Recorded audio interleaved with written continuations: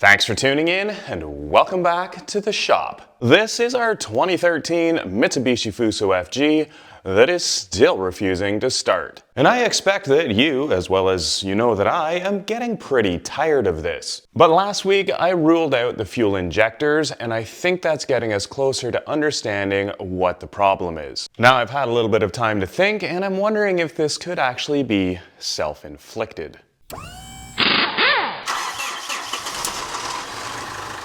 In the process of troubleshooting this problem, I've gone through several different systems, and the only things that I've really found were that the injectors were completely gummed up with fuel, and there were some internal issues potentially in the fuel pump. I know right now it's not starting because it doesn't have sufficient fuel pressure. The question is why?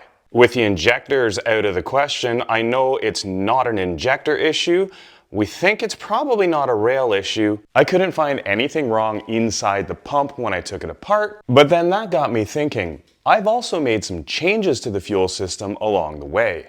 Before I discovered that the injectors were plugged, I added a disaster prevention kit. That kit includes a bypass, which allows the fuel to directly enter before the fuel metering unit. And it also blocks off the internal path that used to supply the fuel from the casing to the pumping element. Is it possible that something in that bypass plate is turning it into a block-off plate and I'm not sending any fuel to the pumping element? That'd be a good reason why we can't build any fuel pressure and it's not that hard to take it back out. So let's give it a try. Now, just before I rip it apart, because it's pretty hard to see what's going on the engine, let me explain to you on the old pump. This is the fuel metering unit and it's what controls how much fuel comes from currently the casing and goes to the pumping element. If we pop that out, we can see the passageways where the fuel flows. This little passageway here is connected to the casing. The casing is supplied by the electric lift pump, so there's currently about 70 psi coming in that hole. That runs through this screen, through the metering unit, and then out the bottom. With the bypass kit, that's the part that we're trying to prevent from happening. We don't want dirty fuel from the casing where all the mechanical parts are grinding together to become our fuel supply, because then any metal shards that go through that screen go through the pumping element and into your injectors and the rest of your fuel system. So the intent of the block-off plate / bypass kit is we reroute the fuel supply to the pumping element with fresh fuel that has not gone through the casing, goes through the block-off and bypass plate directly to the pumping element. So once the fuel comes out the hole in the bottom, it goes down to the bottom of this casing and then travels through that hole up here to the pumping element. I'll be dead honest with you, when I put that block-off plate in, I never even looked at it. Is that what it's actually doing, or are we actually blocking off the supply to the pumping element? Well, the only way to find out is by taking it back out again and having a look. Now, it may not look like it, but it is actually possible to remove that in place on the engine. Not easy, but possible. And much easier than removing the entire pump. Starting by removing the fuel line from the T. This is where the fuel supply is altered from the factory setup. With the line off, the easy bolt comes out of the front. The more difficult part is the bolt in the back. There's not a lot of clearance to get tools in there, but at least with this one, we can see it. The main problem here is access. So we've got to be skinny enough to get down past here, short enough to be underneath here, and the handle needs to be short enough to have room to swing here. And even this little tiny tool is going to be a struggle. If you're taking out the original fuel metering unit, you'll have a little bit more space because the block-off plate adds about a ½ inch of height, and clearly I've got a bunch of extra fuel line and stuff in there. That said, you will need a Torx fitting, whereas if you're taking out a block-off plate, you can use an Allen key. Just going to use the Allen key to crack it free, so we really only need a tiny bit of space. So even though with an Allen key you don't have as many choices of where you can put it, you can probably find a spot where it lines up. Just need enough to break it free. There we go. Once it's cracked free, you can get this in on a little bit of an angle and drive it the rest of the way out. Once the bolt is out, the rest is easy. Start by popping out the fuel metering unit.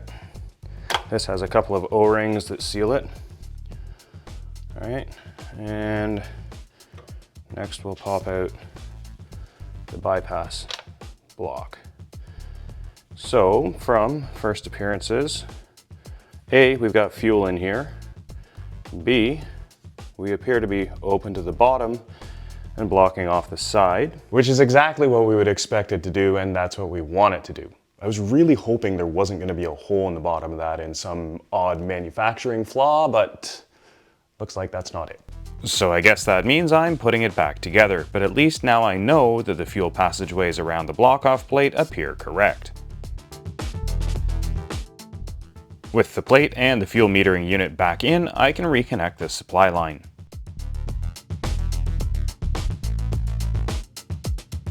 So it doesn't appear to be the bypass or a block-off plate, but does that mean that there's a guarantee that fuel is getting to the pumping element? No. So let's see what we can do to prove that. The other end of that passageway comes out below this. Underneath here is the fuel delivery valve, and if you remember a couple of episodes back, I took it apart and it wasn't looking that good. I have a brand new one, so while we're checking to see if fuel's getting there, I'll replace this as well. To get at the fuel delivery valve and see if there's fuel coming out there, we're gonna need an E14 socket and a fresh set of gloves. Let's see how this comes out.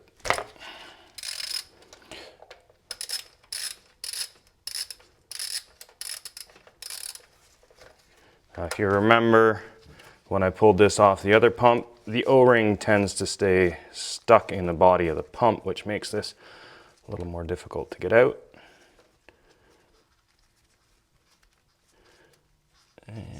And there it is. So there's fuel there, and there's our fuel delivery valve. So that to me says there's fuel above the valve, but there's two things that could still be going wrong here. If the fuel is getting above the valve and the valve isn't opening, it's not getting to the pumping element. And if the valve is stuck partway open, every time the pumping element tries to build pressure by pushing up, it can just go backwards through that valve. But there's a third thing that I can actually check while I have that open. I can see the top of the pumping element. Is it actually moving when the engine's cranking over? My hope is that we can see some movement down in here while I crank the engine over. I'm gonna record this in slow-mo. Important side note, if you're following this path to troubleshoot something, disconnect your electric fuel pump before you try this, otherwise fuel will be spraying out everywhere. Here we go. This is the pumping element. Okay, I believe that answers one of the very unknowns that I've had this entire time. Is the pump actually spinning when the engine turns over? From that, yes, it is. So are we getting fuel delivered to the fuel delivery valve? In order to prove this, I have to have the fuel pump running and the ignition on. If I don't have the ignition on, the fuel metering unit won't allow fuel to pass through. And if I have the fuel pump running and the fuel metering valve open, I'm gonna get a face full of fuel. But for the previous step, as you know, I disconnected the fuel pump and now I can run it from my booster pack. With the fuel pump disconnected, I can key the ignition on and no fuel will come out. So now if I connect the booster pack to the fuel pump back there, fuel should come out up here, but I'm not gonna be able to see it. So do me a favor and let me know what you see. Quick little burst of fuel, hopefully. Anything come out? Try again. Sounds like it. So here's what we know without a doubt. Number one, the most important, that pumping element is moving when the engine turns over. Number two, fuel is getting at least as far as the fuel delivery valve. If the fuel delivery valve was faulty either by not opening or being stuck partly open, that would be causing the issue. So next I'm going to put the new fuel delivery valve back in. If you are working on the delivery valve, make sure you keep track of the washer that sits below it. With the delivery valve in place, the cap can go back on. We know fuel's getting to the pump. We know the pump is turning. If the fuel delivery valve does not correct this, there are only two things left that I can think of. One, the pump is actually defective. The pumping element is not able to build pressure, which is possible. And two, the outlet check valve is not functioning, which means the fuel can't get out of the pump when it's being pumped. So are we gonna get fuel pressure now? Let's give it a try. You know what I'm expecting.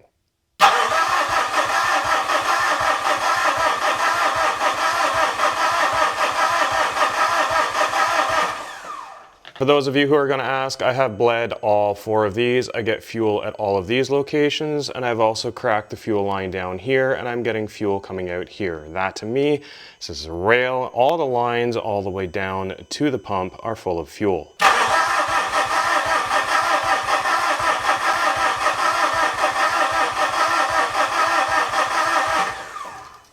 And I'm still not seeing anything more than the 72-ish PSI from the electric lift pump. Well, here's what we can confirm. The injectors are not causing this. There is fuel coming to the high pressure fuel pump. The bypass block is not stopping the flow. Fuel gets to the delivery valve. The pumping element is moving with the engine rotation, and there is fuel in the rail. So are we building pressure but not exiting the pump? Building pressure and dumping it from the rail? Or is the pump still not building pressure? I guess we're gonna have to dig deeper. Thanks for watching, and we'll see you next time.